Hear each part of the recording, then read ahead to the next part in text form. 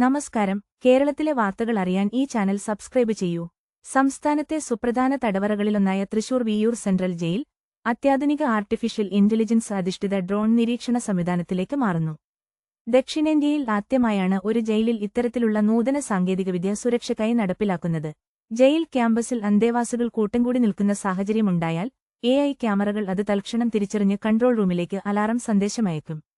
ജയിലിന്റെ ഏതെങ്കിലും ഭാഗത്ത് ആരെങ്കിലും ഒളിഞ്ഞിരിക്കാൻ ശ്രമിച്ചാൽ മുഖം വ്യക്തമാകുന്ന തരത്തിലുള്ള ചിത്രങ്ങൾ സഹിതം കൃത്യമായ വിവരം കൺട്രോൾ റൂമിൽ ലഭ്യമാകും. കൺട്രോൾ റൂമിലെ ഒരു പ്രത്യേക ബട്ടൺ അമർത്തിയാൽ ഡ്രോൺ സ്വയം പ്രവർത്തനക്ഷമമായി ഉയരുകയും മുൻകൂട്ടി നിശ്ചയിച്ച റൂട്ടിലൂടെ ജയിൽ പരിസരം മുഴുവൻ നിരീക്ഷിച്ച് തത്സമയ ദൃശ്യങ്ങൾ കൈമാറുകയും ചെയ്യും. ജയിൽ ചാട്ട ശ്രമങ്ങൾ, ലഹരി വസ്തുക്കൾ കടത്താനുള്ള നീക്കങ്ങൾ, അനധികൃത നുഴഞ്ഞുകയറ്റങ്ങൾ എന്നിവ അതിവേഗം കണ്ടെത്താൻ ഈ സാങ്കേതികവിദ്യ ഏറെ സഹായകരമാകും. കൊച്ചി ആസ്ഥാനമായി പ്രവർത്തിക്കുന്ന federation of aerospace and robotic innovations ആണ് ഈ നൂതന സാങ്കേതികവിദ്യ വികസിപ്പിച്ചെടുത്തിട്ടുള്ളത്. പരീക്ഷണാടിസ്ഥാനത്തിലുള്ള പ്രവർത്തനങ്ങൾ വിജയം കണ്ടാൽ സർക്കാരിന്റെ അന്തിമ തീരുമാനപ്രകാരം പദ്ധതി കൂടുതൽ ഫലപ്രദമായി നടപ്പിലാക്കുമെന്ന് അധികൃതർ വ്യക്തമാക്കി.